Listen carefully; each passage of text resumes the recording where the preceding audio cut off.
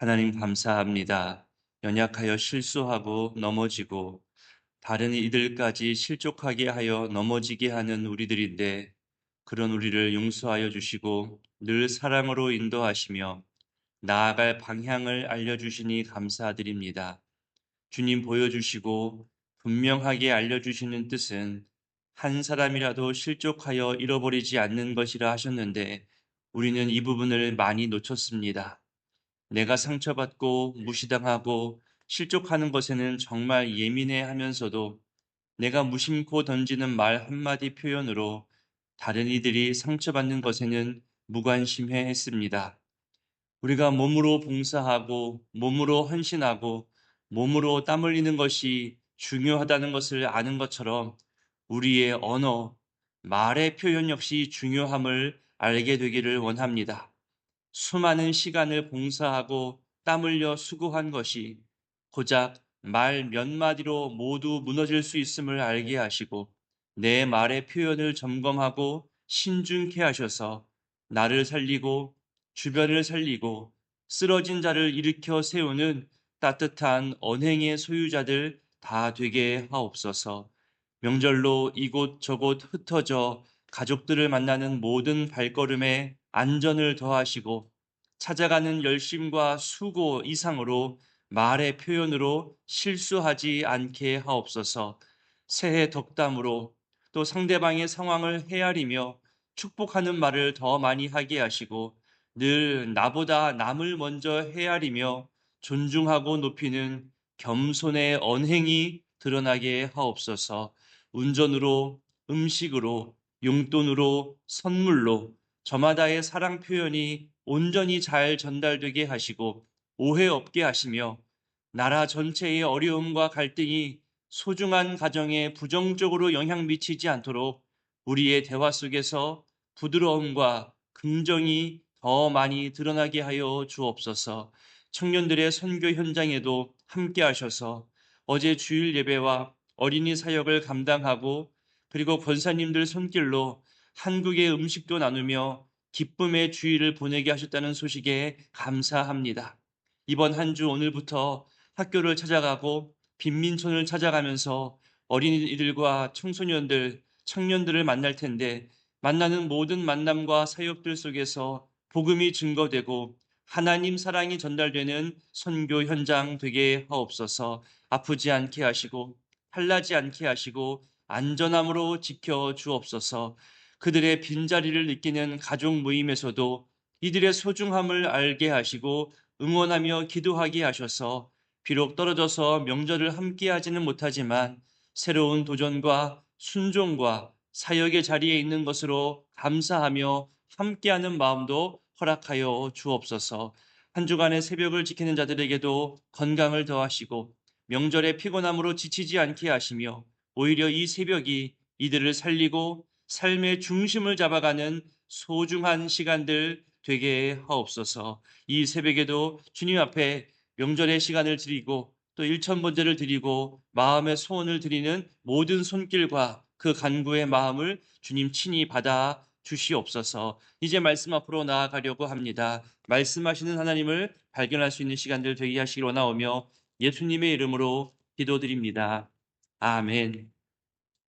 오늘 본문 말씀은 마태복음 18장입니다. 마태복음 18장은 천국에서 누가 크냐라는 주제로 인하여서 어린아이를 통해 겸손을 교훈하고 인간 존중의 교훈에 대해서 이야기합니다. 더 나아가서 범죄하고 실수한 형제들에 대해서 용서에 또 대해서도 교훈하지요. 이 모든 가르침에 대한 출발이 1절에서 시작하는데요. 우리 1절을 읽어보겠습니다. 그때에 제자들이 예수께 나와 이르되 천국에서는 누가 크니이까? 그러니까 제자들은 이제 예수님이 메시아인 것을 알아요. 하나님 나라 천국이 올 것도 확신하고 있습니다. 그러자 이들의 생각이 어디로 향하냐 하면 주님이 말씀하시고 곧 오게 되는 저 천국에서 어떤 질서가 있을까? 누가 주님 가장 가까이 곁에 있을까? 나는 어느 위치에 서게 될까? 이런 궁금증이 생겨나게 된 겁니다. 한마디로 내 위치가 어딜까? 내가 어디에 속해 있을까 이게 궁금해진 거죠. 여전히 메시아 왕국에 대해서 천국에 대해서 완전하게 올바르게 이해하지 못한 모습들입니다. 사실 제자들뿐만이 아니라 세상을 살아가는 우리 모두가 다 늘 자기 자신의 위치와 또 내 이익에 대해서 궁금해합니다. 내 위치를 모르면 창피당할 수 있잖아요. 주제 파악 못한다는 무시와 비난을 받을 수도 있습니다. 그러니까 내가 어느 위치에 있느냐에 따라서 상황을 주도할 수 있고 또는 끌려갈 수 있고 도움을 베풀 수도 있고 도움을 요청할 수도 있겠죠. 정보를 알고 대처할 수 있는 위치가 있고 정보를 모른 채 살아가는 그런 위치도 있을 것입니다. 그래서 많은 사람들은 자기 위치를 더 높은 곳으로, 더 큰 곳으로, 더 많은 곳으로 그렇게 내 위치와 자격을 끌어올리려 노력하죠. 경쟁합니다. 시기합니다. 때로는 상대방을 끌어내리기도 하지요. 공격하고 비방합니다. 결국 증오가 남습니다. 자리 다툼의 결과는 증오입니다. 오늘의 전체 말씀 가운데 흐르는 가장 큰 주제와 사람의 마음을 말하자면 저는 증오라고 말하고 싶습니다. 증오는 아주 싫어한다, 몹시 미워한다 이런 뜻을 가지고 있거든요. 제자들이 처음부터 이러지 않았습니다. 사람들을 만나고 자기들에게 맡겨진 일들을 감당하게 되고 같이 협력도 하다 보니까 이러다 보니까 점점 비교가 되는 거예요. 누구와 일하면 편하다. 누구와 일하면 일이 잘 된다. 서로 앞서기도 하고 뒤처지기도 하겠죠. 우리들 사는 모습과 비슷한 모습일 겁니다. 그런 우리들에게 주님이 산상수훈과 같은 수준으로 교훈하는 내용이 오늘 내용이 나오는 겁니다. 오늘 말씀이 그래서 우리들에게도 큰 도전과 그리고 깨우침 또 교훈을 주는 말씀이 됩니다. 자, 1절에 천국에서 누가 큰 자입니까? 누가 크냐? 이 질문으로 시작한 예수님의 대답과 가르침은 오늘 본문에서 총 세 가지로 분류될 수 있습니다. 먼저 그 첫 부분을 보겠습니다. 2절부터 14절까지는 이 질문에 대한 직접적인 답변으로서 어린아이들을 예로 들면서 자기를 낮추는 사람이 천국에서 큰 사람이라고 겸손에 대해서 이야기합니다. 천국 백성들에게 요구되는 필수 덕목이 바로 자기를 낮추는 겸손이라는 겁니다. 그리고 실족하게 하는 이 죄의 심각성에 대해서 경고하면서 더더욱 겸손과 타인 존중에 대해서 강조하십니다. 우리 3절부터 7절까지를 읽어보겠습니다. 이르시되 진실로 너희에게 이르노니 어린아이들과 같이 되지 아니하면 결단코 천국에 들어가지 못하리라. 그러므로 누구든지 이 어린아이와 같이 자기를 낮추는 사람이 천국에서 큰 자니라. 또 누구든지 내 이름으로 이런 어린아이 하나를 영접하면 곧 나를 영접함이니 누구든지 나를 믿는 이 작은 자 중 하나를 실족하게 하면 차라리 연자 맷돌이 그 목에 달려서 깊은 바다에 빠뜨려지는 것이 나으니라. 실족하게 하는 일들이 있음으로 말미암아 세상에 화가 있도다. 실족하게 하는 일이 없을 수는 없으나 실족하게 하는 그 사람에게는 화가 있도다. 자, 3절에 돌이켜라는 단어가 참 중요합니다. 우리는 기본적으로 내버려 두면 악함을 따라가는 습성이 있습니다. 그래서 지금 내가 지금 내 방향이 맞아, 내 신앙생활이 맞아, 이렇게 자신할 수 없는 존재들입니다. 늘 연약하고 실수했다는 것을 인정하는 존재들인 거죠. 매일매일 자신을 돌이켜야 하는, 그리고 방향 설정을 매번 확인해야 하는 그런 실수 투성이가 바로 우리들입니다. 이것을 인정하기는 말처럼 쉽지는 않을 겁니다. 그래서 어린아이 같이 이래야 된다는 말은 내가 아직 어리고 연약하고 누군가의 지도와 도움을 받아야 되고 또 내 부모와 스승에게 순종해야 하는 사람이라는 것을 아는 것, 그 겸손을 지금 어린아이를 빗대어서 우리에게 가르쳐 주고 있는 겁니다. 근데 우리는 내 짧은 인생과 내 경험과 몇 가지 신앙의 체험을 가지고 이것이 전부인 것처럼 남을 가르칠 뿐 아니라 하나님 말씀조차도 나에게 맞게 해석하여 또 나에게 맡겨 적용하려는 그런 실수를 자주 범하기도 하지요. 어린아이 같이 겸손과 순종의 모습이 없으면 3절 끝부분 보세요. 결단코 천국에 들어가지 못한다는 거예요. 천국 백성의 필수 요소가 바로 겸손과 순종이라고 알려주고 있는 겁니다. 그리고 이 겸손과 순종이 천국에서 큰 자라고 말씀하시는데 이 천국이 꼭 죽어서 가는 곳인가요? 아니잖아요. 우리는 지금 영원한 생명을 살아가고 있습니다. 그러니 지금도 우리는 천국 백성으로 살아가고 있는 중이라는 거죠. 그러니 겸손과 순종은 지금부터 갖추고 훈련해야 할 가장 앞선 필수 요소로 우리는 여겨야 된다는 겁니다. 6절에 그리고 6절부터 뭐 7절 쭉 나오잖아요. 실족한다. 이 말을 좀 우리 신중하게 생각해 봤으면 좋겠습니다. 걸려 넘어지다, 함정에 빠지다, 장애물에 막히다. 이런 의미가 바로 실족하다라는 뜻의 의미입니다. 우리의 반응, 어떤 사건이든 사물이든 사람이든 이것에 우리가 반응하는 게 있어요. 근데 이 반응이 1차 반응보다 2차 반응이 훨씬 더 중요합니다. 무슨 말이냐면 1차 반응은 이거 뭐지? 이 정도 수준인 거예요. 눈이 오네? 비가 내리네? 오늘 뭐 냉난방이 안 됐네? 마이크가 안 나오네? 단순히 처음에 접해지는 1차 반응인데 2차 반응이 여기서 중요한 거예요. 어떻게 키워나가느냐, 어떤 방향으로 반응하느냐가 정말 중요합니다. 좀 유치하게 들릴 수 있는 표현이지만 이거 나 들으라고 하는 소리인가? 하면서 막 상상을 키워나갈 수 있잖아요. 지금 다 악수하고 인사하는데 왜 나만 악수 안 하고 왜 눈인사도 안 마주치지?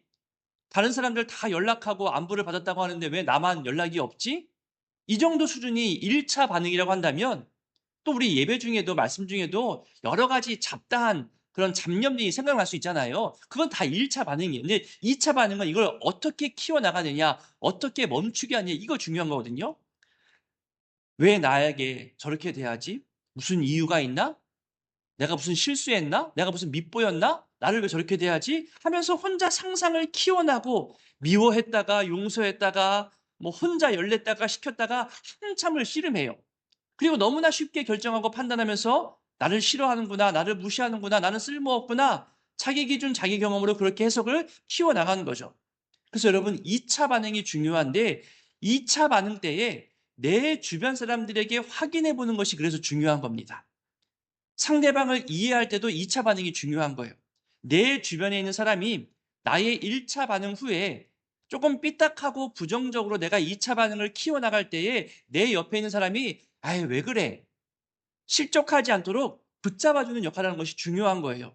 보통 우리 장로님들이나 권사님들이 앞선 리더십들이 이 역할들을 지금 감당해주고 있는 거예요. 교회 안에서는. 가정에서는 어머니가 또는 아버지가 또 큰형이 큰 누나가 하잖아요. 그거 그런 뜻 아니야. 부모님이 이런 마음이잖아. 알잖아. 정말 못 믿겠거든. 한번 다음에도 또 그런지 한번 확인해 보자라면서 이 부정적인 방향을 끊어주는 역할을 누군가 해줘야 되는 거잖아요. 그 부정을 해석 멈추게 하고 긍정으로 다시 바꿔줘야 하는데 그러지도 못하고 야, 맞아. 너도 그랬어? 나도 그렇게 느꼈어. 이거 심각한 문제인다면서 문제를 막 키워나가면 그거는 더더욱더 문제가 어려워지는 거죠. 때로는 너 그거 기도하지 않아서 그래. 너 그거 말씀 안 봐서 그래. 너 봉사하지 않으니까 그런 생각에 빠지는 거지 하면서 정죄를 할 때도 있어요. 상대방에 대한 상황에 대한 이해 없이 쉽게 판단하고 정죄하듯이 2차 반응을 더 부정적으로 키워나가는 그런 조언을 할 때도 있습니다. 그만 보면 끼리끼리입니다. 올바른 멘토나 긍정의 해석을 가진 사람이 주변에 없으면 같이 부정적으로 판을 키워나가더라고요. 아니 어쩌면 주변 사람들이 떠난 걸지도 모릅니다. 내가 그렇게 늘 부정을 말하니 내 곁에 긍정의 사람이 떠나가는 것이라 생각할 수도 있겠죠. 그래서 타인에게 내가 실족하게 하는 것을 생각하지 못하고 늘 내가 실족당했다고 억울하다고 말하는 사람들도 있습니다. 내 주변에 누가 있는가? 나를 돌아보는 또 하나의 기준이 되는 겁니다. 부정의 사람이 더 많다면 속히 돌이켜야 됩니다. 모일 때마다 험담하고 모일 때마다 무언가를 모의하고 모일 때마다 누군가를 쓰러뜨리려는 공격을 준비한다면 속히 그 자리에서 벗어나거나 그 모임의 성격을 바꿔야 됩니다. 신앙생활뿐만이 아니라 가정에서도 직장에서도 학교에서도 어디서든지 이 실족하게 한다는 것, 넘어뜨리는 것, 오해하게 하고 함정에 빠지게 하고 장애물에 걸려서 움직이지 못하게 하는 것, 낙담하게 하고 절망하게 하는 이 모든 것들을 조심해라. 신중해라. 오늘 주님은 분명하게 말씀하고 있는 겁니다. 이것이 오늘 우리가 가져야 할 교훈이고 도전입니다. 다음 15절부터 20절까지는 두 번째 답변과 교훈인데요. 내 주변의 형제 자매가 죄를 범했을 때 어떻게 해야 하는가에 대해 교훈해 주고 있습니다. 이 부분 역시 참 좋은 예가 됩니다. 그리고 정말 도전해야 하는 방법이기도 합니다. 한번 볼까요? 15절부터 17절까지를 한번 읽어보겠습니다. 내 형제가 죄를 범하거든 가서 너와 그 사람과만 상대하여 권고하라. 만일 들으면 내가 내 형제를 얻은 것이요. 만일 듣지 않거든 한두 사람을 데리고 가서 두세 증인의 입으로 말마다 확증하게 하라. 만일 그들의 말도 듣지 않거든 교회에 말하고 교회의 말도 듣지 않거든 이방인과 세리와 같이 여기라. 네. 몇 가지 단계를 거치잖아요. 1단계는 범죄하고 실수한 형제와 단둘이 만나서 회개할 것을 권면합니다. 여러분 이것이 중요해요. 단둘이 만나서 혼자 권면한다는 것은요. 다른 사람에게 알리지 않겠다는, 다른 사람에게 이 실수를 드러내지 않는다는 신중함이 있다는 것이고요. 또 하나는 내가 권면할 때 나를 돌아보게 되잖아요. 내가 똑같은 내용으로 걸릴 만한 것은 없을까? 내가 과연 이 사람에게 조언할 만한 정당한 명분이 나에게도 있는가? 다른 사람에게 올바른 것을 이야기하면서 나는 정작 그렇게 살지 못하면 얼마나 그 꼴이 우스워져요. 그러니 최소한 내가 지키고 있는지, 올바른 것이 무엇인지 경험적으로도 내가 알아야 되는 거고, 지식적으로도 알아야 되는 거고, 또 그런 좋은 사례와 가치에 대해서도 알고 있어야 실수하고 죄에 빠진 형제에게 내가 다가설 수 있고 권면할 수 있는 것이죠. 그런데 아무리 좋은 조언과 충고와 지적이라 할지라도 기분 나쁘게 들릴 수 있어요. 또 안 들릴 수도 있어요. 대부분 자기가 지금 몰두하는 이 악한 것이, 이 실수가 잘못되었는지 모를 정도로 몰두하거든요. 그러니까 다른 사람의 의견이 안 들릴 수 있어요. 그래서 한 사람의 의견으로 안 되면 두세 사람을 더 동원해서 함께 가라는 모습인 거죠. 그래서 다음 2단계는 두세 증인과 함께 가서 재차 권면할 것을 이야기하는 겁니다. 이것은요, 중요한 것이 내가 권면한 것이 맞는지 다시 한번 나를 돌아보게 하는 중요한 또 해석도 됩니다. 그리고 한쪽 편 이야기만 듣다 보면 잘못 판단할 수 있잖아요. 그러니까 두세 사람이 같이 가서 내 이야기도 듣지만 상대방 이야기도 듣는 거예요. 양쪽의 입장을 다 들어야 올바른 판단이 나오는 거잖아요. 두세 증인은 내 편이기도 하지만 상대방 범죄한 형제의 말을 더 올바르고 객관적으로 판단해주는 그런 객관적 힘이 되기도 하는 겁니다. 결코 미리 몇 사람 사전 모의에서 상대방 짓밟으러 가려는 게 아니라는 말이에요. 그래도 또 듣지 않으면 3단계는 교회에 공식적으로 알리라는 거예요. 오늘날로 말하면 당회, 재직회를 말하는 겁니다. 이런 교회의 공식적인 권면조차 듣지 않으면 그 다음으로는 치리하는 거죠. 출교까지를 말하고 있는 겁니다. 자, 이런 얘기를 하면 많은 사람이 이런 절차가 있구나, 이런 방법이 있구나, 여기에만 몰두합니다. 아니에요. 이 방법으로 권면도 하고 치리도 할 수 있다는 것을 성경이 알려주었지만, 그런데 왜 이런 방법을 두느냐가 더 중요한 거예요. 왜 이 방법을 소개했을까? 신중하라는 거예요. 신중하라는 거예요. 몇 번을 걸쳐서라도 확인하고 또 점검하라는 신중을 이야기하는 거죠. 한 사람에게 무언가 지적하는 것, 알려주는 것, 충고하는 것, 이것이 사랑에 기초한 것, 그 사람이 돌이킬 수 있는 기회를 충분히 주는 것, 이것을 말하고 싶은 거예요. 그렇게 충분히 줬음에도 불구하고 교회 공동체 안에서 회개하지 않고 완고한 범죄, 반복되는 범죄에 대해서는 단호하게 조치를 하라는 그런 뜻입니다. 그러니까 미움, 그러니까 미워하는 것, 나와 관계가 안 좋고 증오하는 마음으로 결정하지 말라는 뜻입니다. 신중해야 하는 이유는 바로 영혼의 문제이기 때문이에요. 생명의 문제이기 때문입니다. 모두에게 영향을 주는 문제예요. 그것을 잘못 판단하면요, 나도 실수하면 저렇게 출교당하는구나. 나도 연약해지면, 나도 무언가 잘못하면 저렇게 비난받는구나. 모두에게 영향을 주는 선례가 되는 거잖아요. 그만큼 신중하라는 거죠. 여러분, 이 주제에 대한 교훈은 바로 앞부분에 대해서 또 한번 설명을 했었습니다. 14절인데요. 읽지 않았지만 한번 읽어볼까요? 14절입니다. 함께 읽어보겠습니다. 이와 같이 이 작은 자 중에 하나라도 잃는 것은 하늘에 계신 너희 아버지의 뜻이 아니니라. 여러분, 성경에서 이것은 하나님의 뜻이다, 이것은 하나님의 뜻이 아니다, 분명하게 말씀하시는 게 몇 가지 있어요. 작은 자 중, 이 작은 자라는 말은 믿음이 약한 자 또는 어린아이, 그리고 실수한 자 다 포함하는 거예요.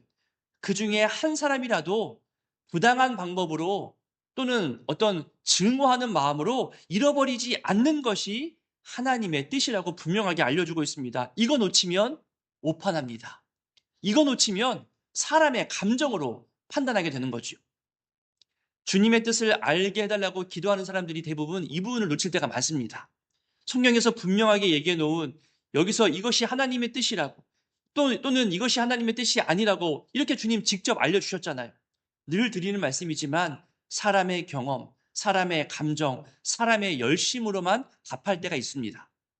자기는 그게 맞다고 생각하겠죠. 기도하고 결정했다고 하니 주변에서도 할 말은 없겠죠. 늘 조심할 것은 내 기도, 내 감정, 내 경험이 아니라 성경입니다. 우리 믿는 사람들은 모든 답은 성경에서 찾아야 됩니다. 내 주장을 뒷받침하는 성경 몇 구절이 아니라 성경 전체에서 무엇이라 말하는지를 아는 것, 이것을 내 인생의 방향으로 삼는 것, 그래서 성경이 중요한 겁니다. 지난 100년 이상을 우리 기독교가 실수한 것이 있습니다. 다는 아니겠지만 번영과 성공을 위해서, 부흥을 위해서, 양적 성장을 위해서 우리는 이 사회 문화 속에서 그렇게 성경을 해석해 왔습니다. 기도할 때도 복 받아야 돼, 이게 가장 큰 영향을 주었죠. 만약에 더 이상 받을 복이 없으면 어떨까요? 집도 있어요. 자녀손들도 잘 성장했어요. 이만하면 후회 없이 잘 살았다고 자부해요. 교회도 어릴 때부터 다녔으니 다들 믿음 좋다고 평가해줘요. 봉사도 잘하고 칭찬도 받았어요. 어느 순간 더 이상 받을 복이 없으면요, 교만해집니다. 정말 많이 받습니다. 어느 순간 교만해지면 내가 복을 나눠주는 존재로 착각하게 됩니다. 앞서 말씀드린 대로 늘 자기 자리, 자기 위치를 계속 높이려고 합니다. 어느 순간 하나님 자리를 요구합니다. 아닐 것 같죠? 사람의 교만한 마음이 정말 무섭습니다. 하나님께서 만나게 하시고 하나님께서 함께 성장하라고 이렇게 소중한 지체들을 붙여주셨잖아요. 이 사람들을 실족시키지 않으려고, 잃어버리지 않으려고 그것을 위해 힘쓰고 애쓰고 눈물 흘려 기도하는 것, 이것이 하나님 뜻이라 분명히 알려주셨으니 우리는 여기에 도전하고 여기에 우리가 힘내는 것이 맞습니다. 다음으로 마지막 세 번째 답은 21절부터 끝부분까지 용서할 줄 모르는 종의 비유 이야기가 나옵니다. 한마디로 용서에 대한 주제로 교훈하는 거죠. 베드로가 용서에 대해서 질문합니다. 우리 21절을 읽어보겠습니다. 그때에 베드로가 나와 이르되 주여, 형제가 내게 죄를 범하면 몇 번이나 용서하여 주리이까? 7번까지 하오리이까? 7번 용서하는 것도 대단하지요. 하지만 주님의 답은 무한대입니다. 22절을 읽습니다. 예수께서 이르시되 내게 이르노니 7번뿐 아니라 7번을 70번까지라도 할지니라. 그러면서 1만 달란트 빚진 자, 이 비유 이야기를 교훈하시죠. 사실 용서는 우리 사람들 관계에 있어서 가장 어려운 주제 중에 하나입니다. 사랑, 용서, 정말 힘들죠. 나를 용서해 주신 하나님의 은혜를 우린 자주 잊어버립니다. 내가 용서받았다는 것, 그리고 내가 다른 이를 용서한다는 것, 이 두 가지만 온전히 해결되어져도요, 이 땅의 거의 대부분의 문제가 사라지게 된다는 이 말이 과언이 아닙니다. 그만큼 용서의 주제는 우리 삶에 있어서 정말로 어려운 주제입니다. 용서하지 못하는 이 마음은 영적 성장에도 큰 방해가 되지요. 본문이 교훈합니다. 용서하지 못하면 나도 감옥이고 상대방도 감옥입니다. 1만 달란트 비유의 마지막이 다 감옥이잖아요. 증오의 결과는 그래서 갇히는 거예요. 자유가 아니라 속박이 되는 겁니다. 끝부분으로 가서 이 글의 결론 부분 33절부터 35절까지를 읽어보겠습니다. 내가 너를 불쌍히 여김과 같이 너도 너희의 동료를 불쌍히 여김이 마땅하지 아니하고 주인이 노하여 그 빚을 다 갚도록 그를 옥졸들에게 넘기니라. 너희가 각각 마음으로부터 형제를 용서하지 아니하면 나의 하늘 아버지께서도 너희에게 이와 같이 하시리라. 자, 오늘 말씀들을 가만히 보세요. 겸손, 존중, 용서, 이 세 가지 주제로 답하시고 교훈하시는 말씀, 산상수훈과 같은 수준으로 우리에게 교훈하시는 겁니다. 그러면 이 말씀은 있어도 그만, 없어도 그만, 그게 아니에요. 예수님을 구주로 모시고 영원한 천국의 삶을 살아가는 우리 천국 백성들에게 요구되는 필수 덕목입니다. 가능한, 할 수 있으면 겸손해라, 할 수 있으면 존중해라, 할 수 있으면 용서해라, 이 정도 수준이 아니라는 거예요. 겸손하지 않으면 너희 천국에 갈 수 없어. 너희 존중하지 않고 실족하게 하면 너희에게 화가 임해. 진심으로 용서하지 않으면 나도 너희 용서하지 않을 거야. 정말 두려운 말씀인 거예요. 명절 연휴 기간 수많은 사람을 만나겠죠. 길거리 걸어가다가, 차 타고 가다가, 휴게소에서, 길거리에서, 그리고 가족들, 친지들, 이웃들, 고향 사람들. 여러분, 겸손함으로, 그리고 실족하지 않게 하는 존중감으로, 나를 용서하신 하나님의 사랑과 은혜를 기억하며 다른 이도 용서함으로, 그렇게 우리를 세워나가며 이 명절의 시간과 만남을 보낼 수 있게 되기를 소원합니다. 주기도문으로 기도하겠습니다. 하늘에 계신 우리 아버지, 아버지의 이름을 거룩하게 하시며 아버지의 나라가 오게 하시며 아버지의 뜻이 하늘에서와 같이 땅에서도 이루어지게 하소서. 오늘 우리에게 일용할 양식을 주시고 우리가 우리에게 잘못한 사람을 용서하여 준 것 같이 우리 죄를 용서하여 주시고 우리를 시험에 빠지지 않게 하시고 악에서 구하소서. 나라와 권능과 영광이 영원히 아버지의 것입니다. 아멘.